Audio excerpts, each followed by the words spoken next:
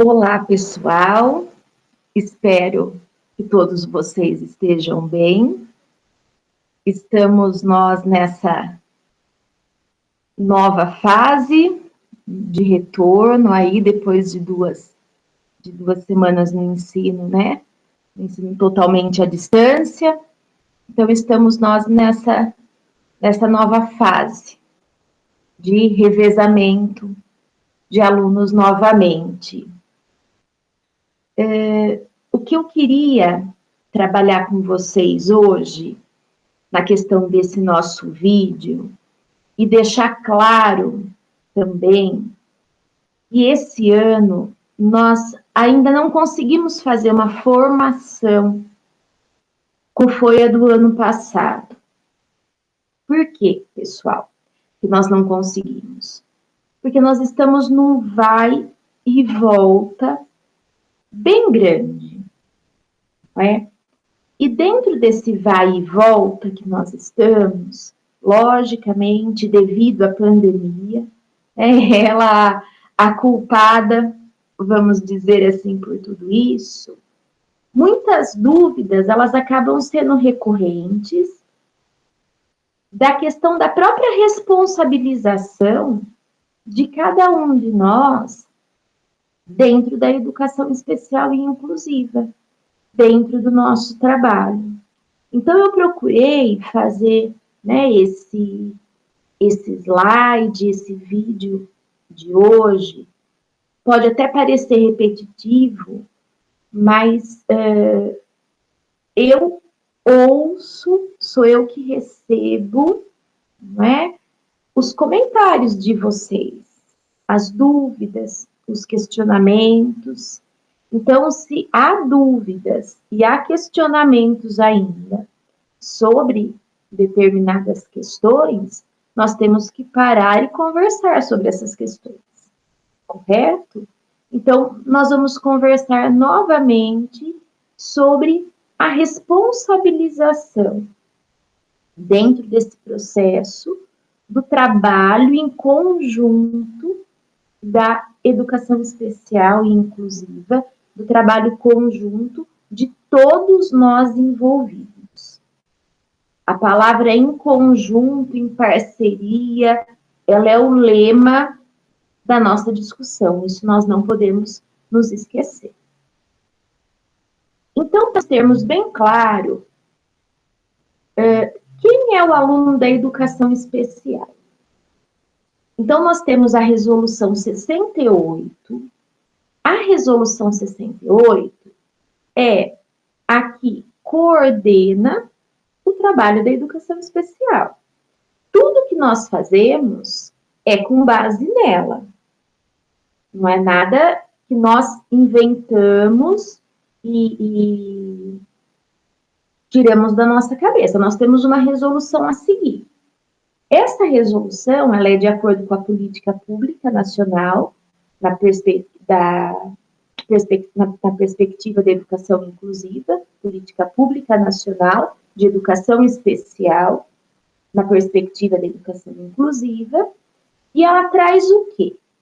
O aluno da educação especial, ele é o aluno, né? Ele tem um público elegível, ou seja, é uma modalidade de ensino onde nós vamos ter alunos específicos da educação especial.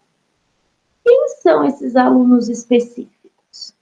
São os estudantes com deficiência.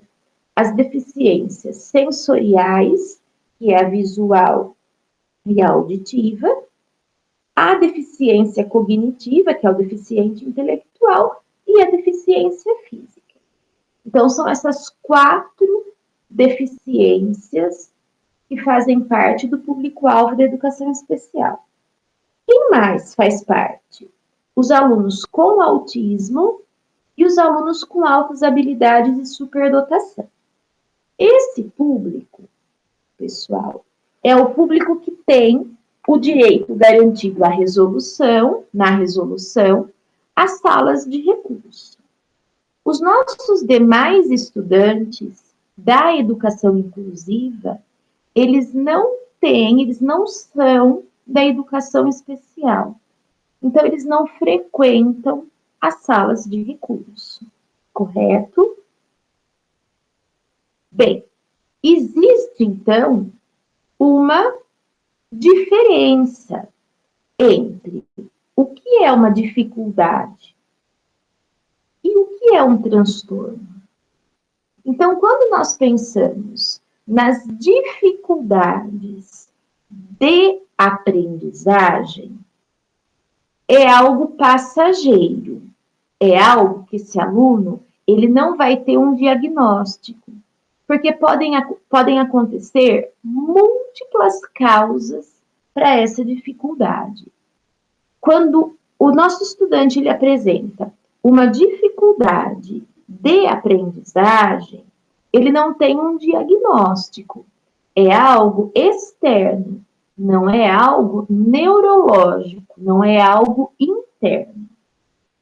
Agora, quando ele apresenta uma dificuldade na aprendizagem, que são também conhecidos, né, como transtornos ou distúrbios, aí sim há uma disfunção neural, ou seja, aí sim é algo interno, certo? Esse aluno ele vai ter um diagnóstico. Muitos desses alunos que eu estou falando agora são os alunos que nós atendemos enquanto professores tutores. Os alunos com dificuldade de aprendizagem, não. Nenhum deles tem um tutor.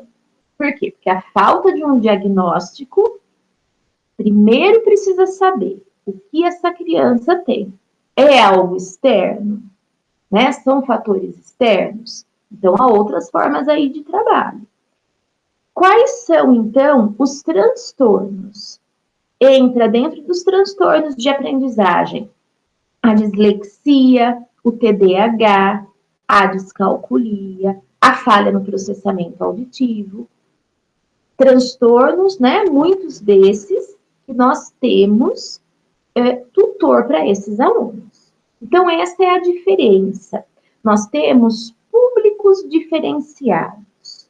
E para cada público, há um direito garantido.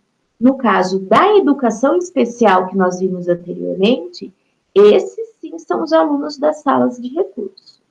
Daí vocês podem estar pensando, mas seria importante um aluno com dislexia ter um apoio específico de um profissional especializado, né? Enfim, nós temos muitas ideias do que seria bom para os nossos alunos. Só que é por isso que eu comecei a nossa discussão de hoje trazendo que nós temos uma resolução. E essa resolução que ela é seguida, não é? Não somos nós que criamos dentro da rede estadual de ensino que a gente quer. Então, vamos lá. Para salas de recurso, qual é o público? Por que eu estou reforçando isso com vocês? Porque muitos tutores questionam isso. Raquel, por que meu aluno não vai para a sala de recurso? Então, eu consegui perceber, né, e pessoal, aqui eu não estou dizendo de forma alguma que não é para vocês perguntarem. As perguntas de vocês, os questionamentos que vocês trazem para mim, é o meu termômetro do que precisa ser trabalhado, tá bom? Então, façam sim.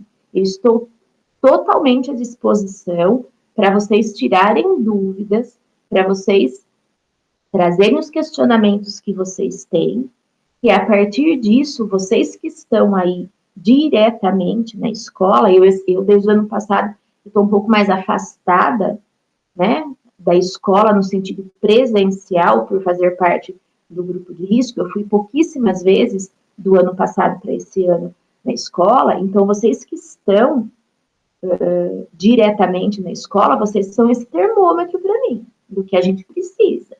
Então, se há essas dúvidas, vamos trabalhar novamente sobre isso.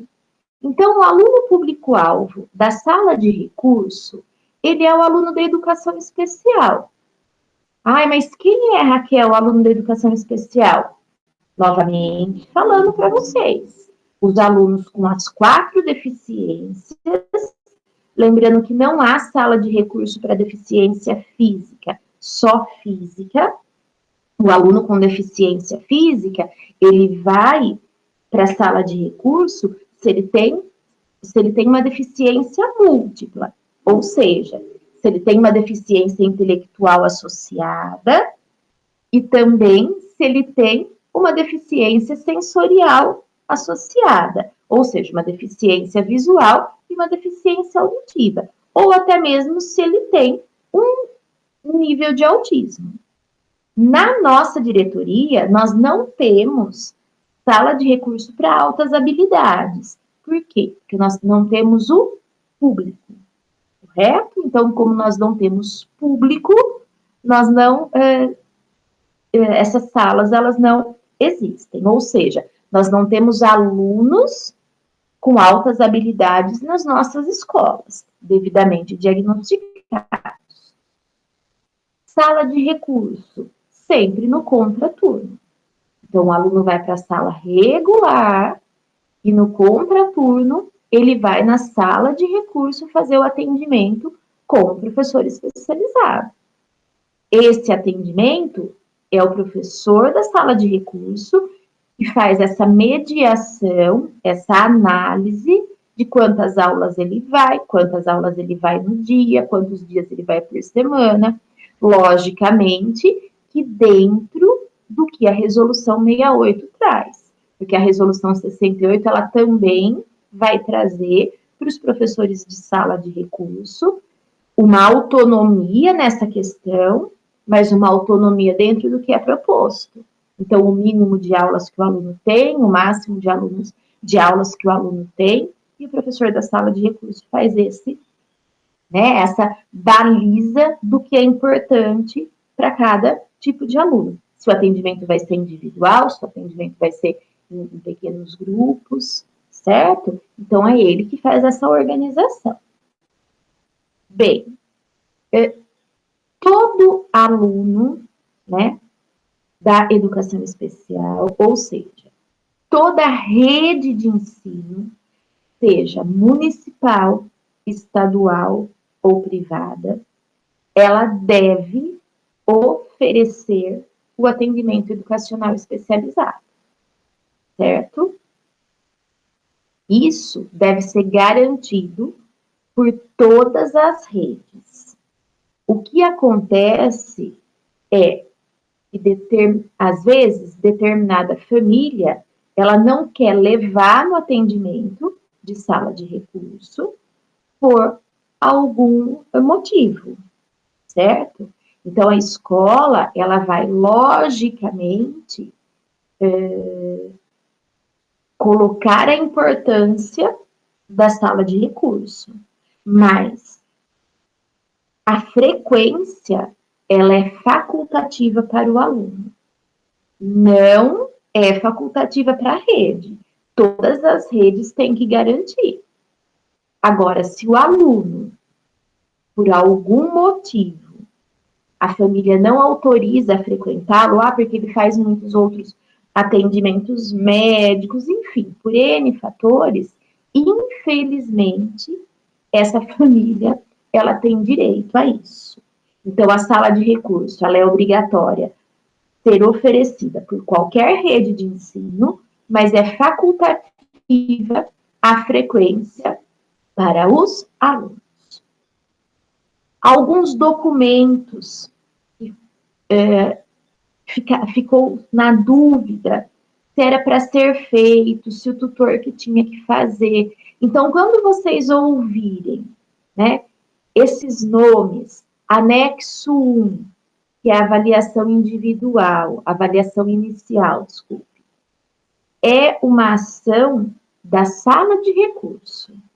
A avaliação inicial é um documento que o professor da sala de recurso faz ao receber o aluno, toda mudança de ano, onde se engloba, inclusive, a questão de entrevista com os pais. Então, o anexo 1 é uma avaliação inicial desse aluno.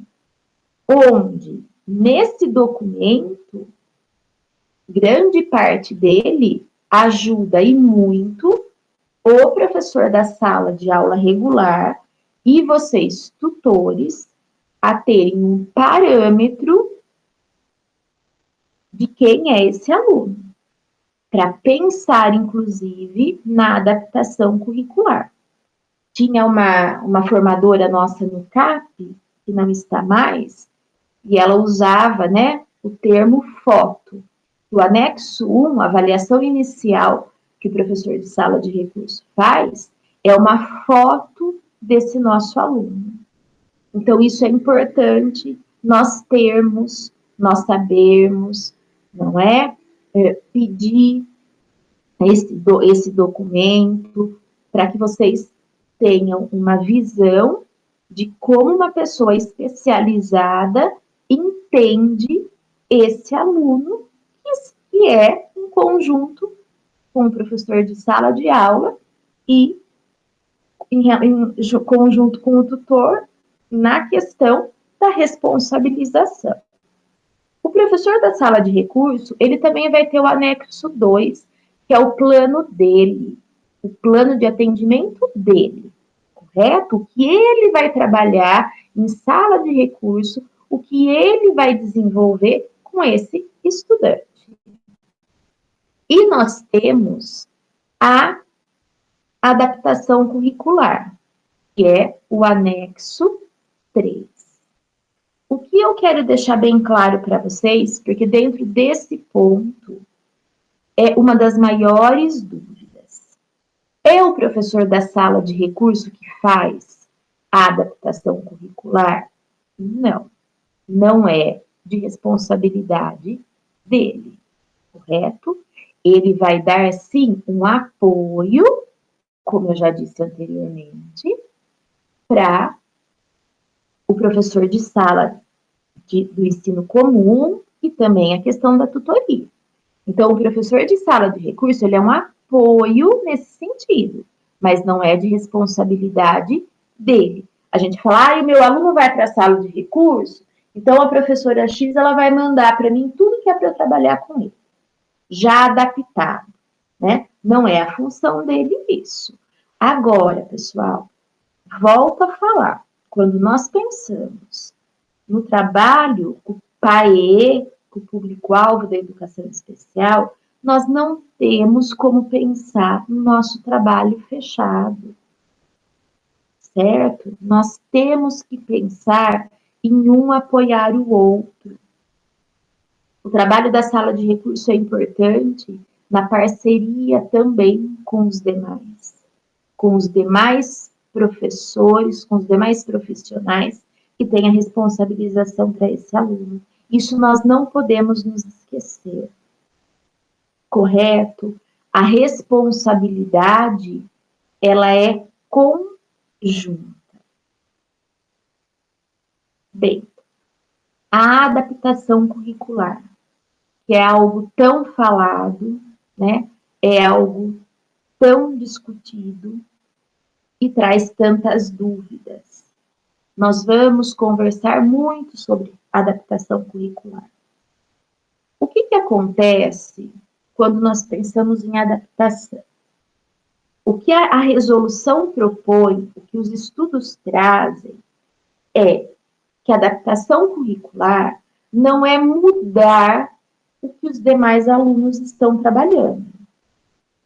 A aula é sobre um assunto, é sobre aquele determinado assunto que nós vamos trabalhar também.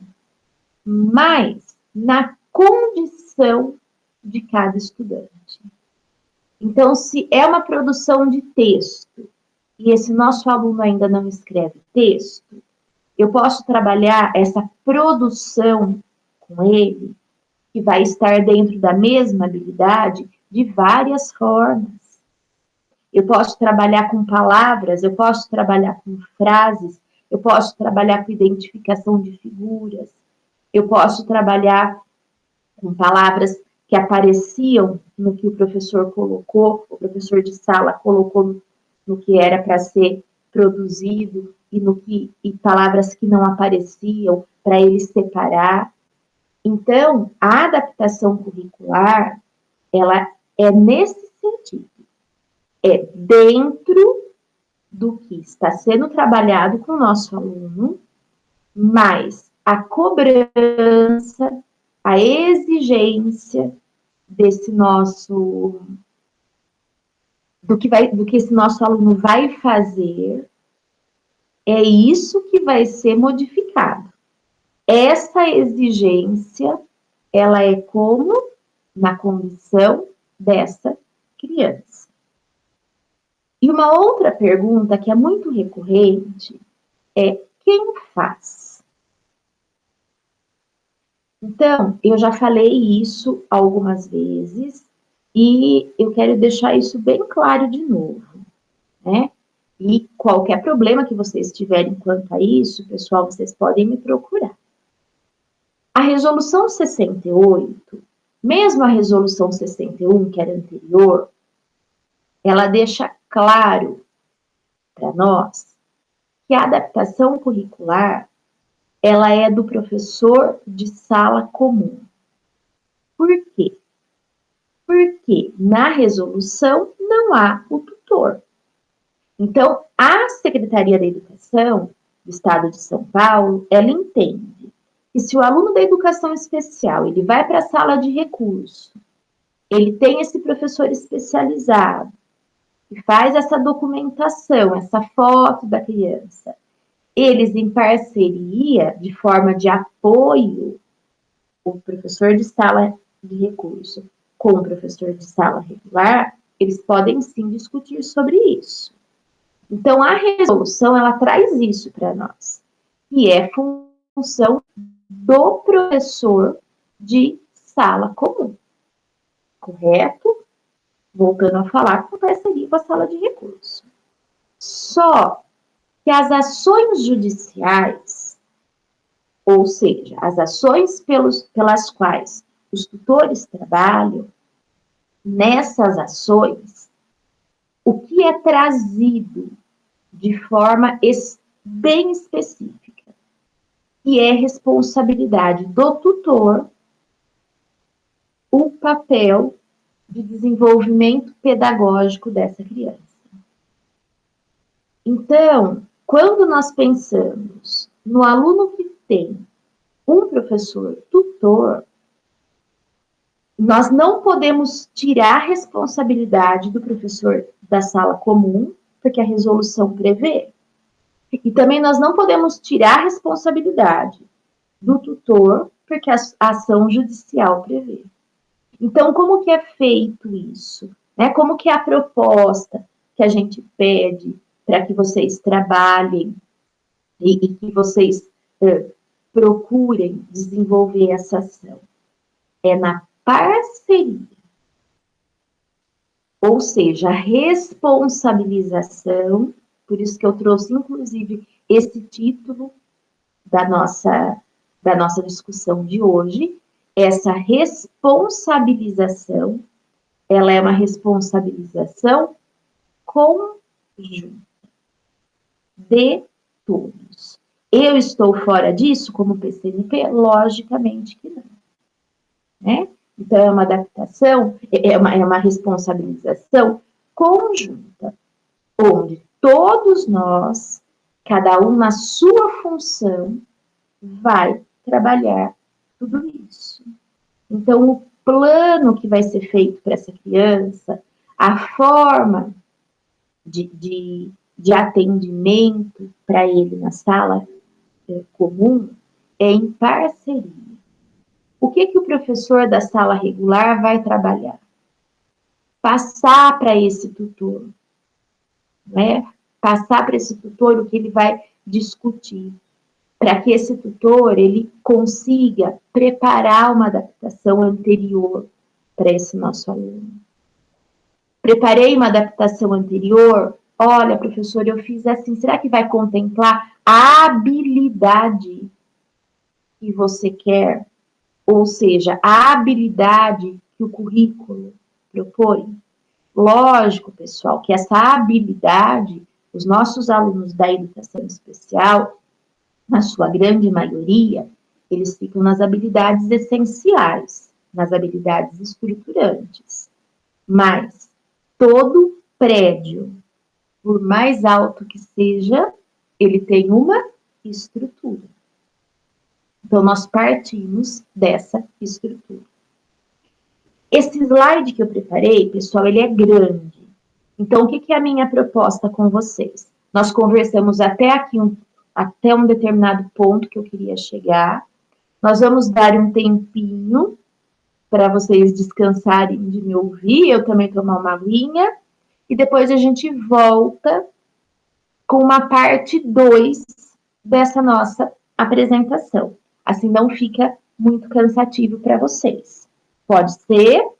Então, a gente dá aí um tempinho nessa nossa discussão, e daqui a pouco a gente volta com uma segunda parte.